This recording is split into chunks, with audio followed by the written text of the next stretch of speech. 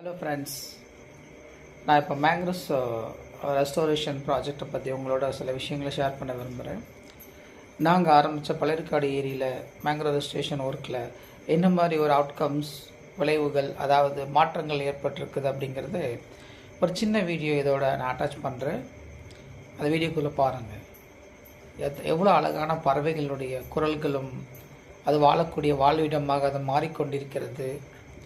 வளர்ந்த மேங்க்ரோவ்ஸும் கடந்த 10 ஆண்டுகளில் எவ்வளோ உயரமாக அது வளர்ந்திருக்கிறது என்பதை நீங்கள் அதில் பார்க்கலாம்.